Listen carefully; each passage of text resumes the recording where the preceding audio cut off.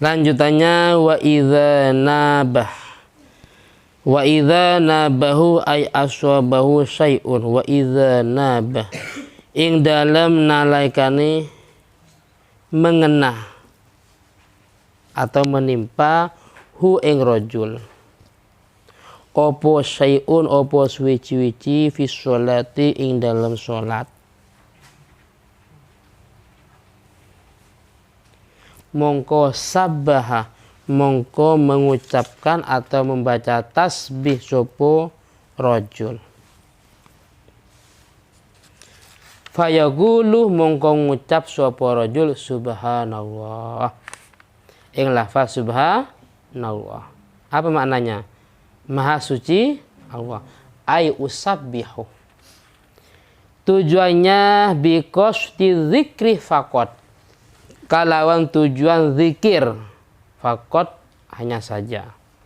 Jadi tujuannya cuman tujuan zikir. Au ma'al i'lami utawa beserta memberitahu atau mengingatkan. Au atlaqa utawa memutlakkan sapa wong.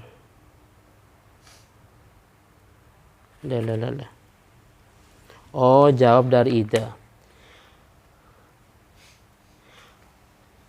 Lam tabtul. Ini jawab dari mana ya? Lam tabtul. Jawab dari mana syaratnya? Fi'il syaratnya.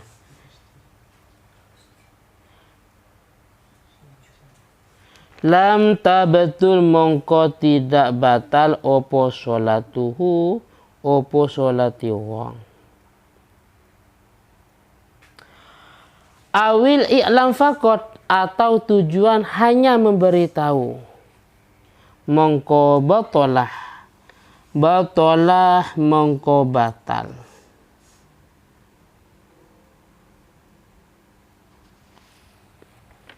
Jadi gini, ketika waktu sholat ada hal-hal yang menimpa pada orang yang sholat, maka caranya harus membaca tasbih. Harus membaca tasbih.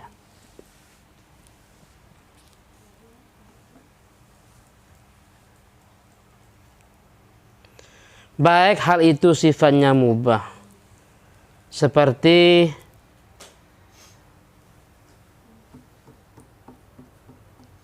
Alin sholat, sudah janjian jam 1 membelajar kelompok. Temennya datang sedang sholat.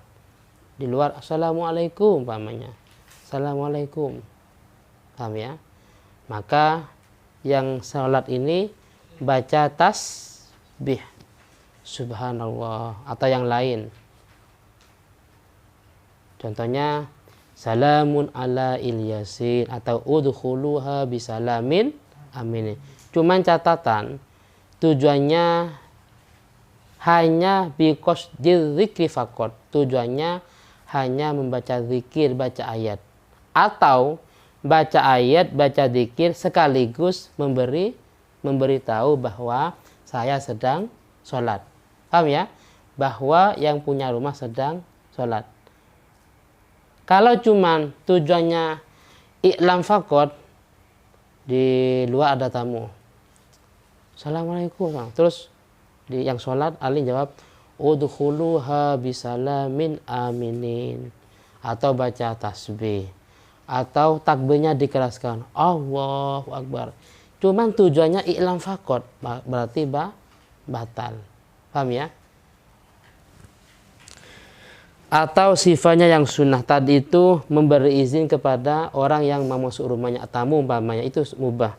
Atau sifatnya sunnah seperti mengingatkan imam yang sedang lupa. Au manduban katan bih imam idza saha. Imamnya lupa. Jadi tidak tasyahud awal umpamanya. Maka yang di belakang makmumnya cara mengingatkan dengan cara membaca tasbih. Subhanallah umpamanya. Cuman kadang ya kita salah paham. Cukup dengan niat tanbih. cukup dengan niat mengingat, itu nggak boleh. Mengingatkan sekaligus niat berzikir. Kalau cuman biniyatil tanbih fakot atau biniyatil i'lam fakot, batal sholatnya.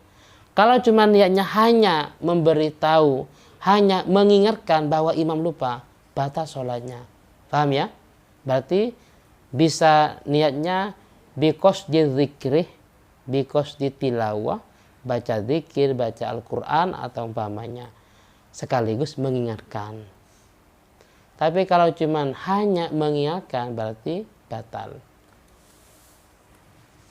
Atau yang boleh niat mengingatkan sekaligus niat di zikir. Subhanallah, niatnya dua, mengingatkan sekaligus niat membaca tasbih, itu boleh. Atau wajib. Contohnya gini,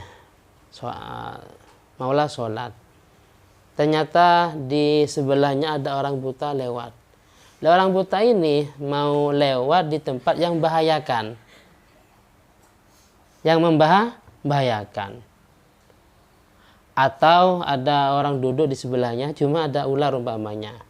Jadi yang sholat ini tujuannya untuk tanbih, untuk ilzar, untuk mengingatkan supaya hati-hati. Lah itu boleh, bahkan wajib.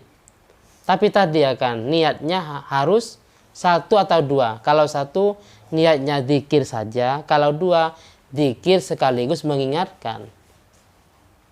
Caranya bagaimana? Secara mazhab Syafi'i dengan membaca tasbih.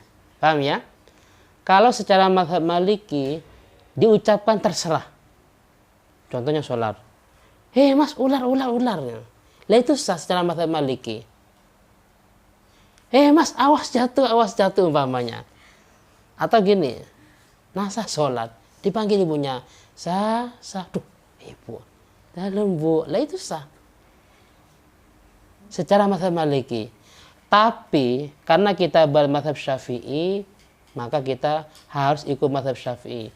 Dan kalau kita menjawab, mengingatkan dengan selain tasbih atau dengan selain Al-Quran seperti udhuluha umpamanya, maka itu batal. Kenapa? Karena itu adalah li'annahu kalamun ajnabiyun, karena itu sebuah ucapan yang memang tidak ada kaitan dengan sholat. Terus sholat ada telepon, mas angkat teleponnya ya. Lah itu nggak sah secara mazhab Syafi'i. Adapun secara mazhab Maliki itu sah. Yang menjadi permasalahan pokok besar ini ketika imamnya lupa waktu sholat Jumat.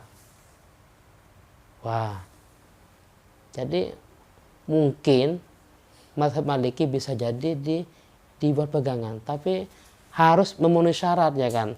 Kalau kita pindah mazhab harus memenuhi syarat taklid yang ada 8. Karena kadang gini, subhanallah ya, nggak manjur, imamnya tetap. Jadi mengingatkan itu dengan cara baca tasbih. Paham ya? Kalau itu sifatnya fi'liyah. Tapi kalau qauliyah dengan cara taftihnya, namanya taftih. Taftih itu meneruskan. Contohnya ketika baca surat pendek, imamnya apa? Bismillahirrahmanirrahim. Alhaakumut takasur.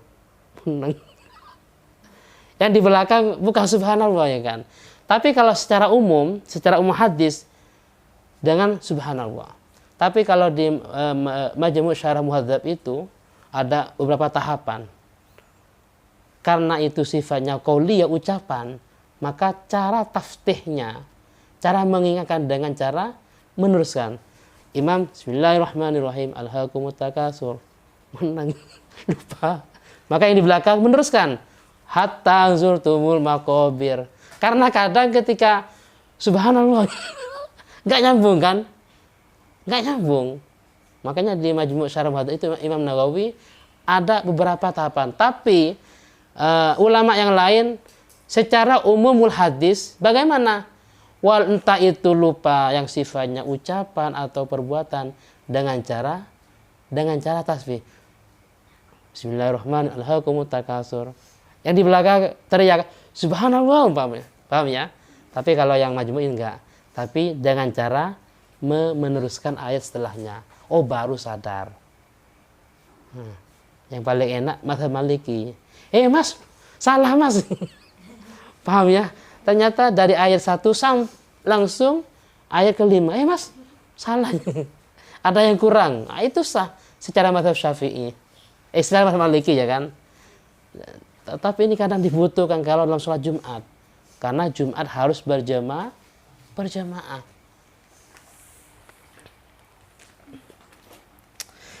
Terus selanjutnya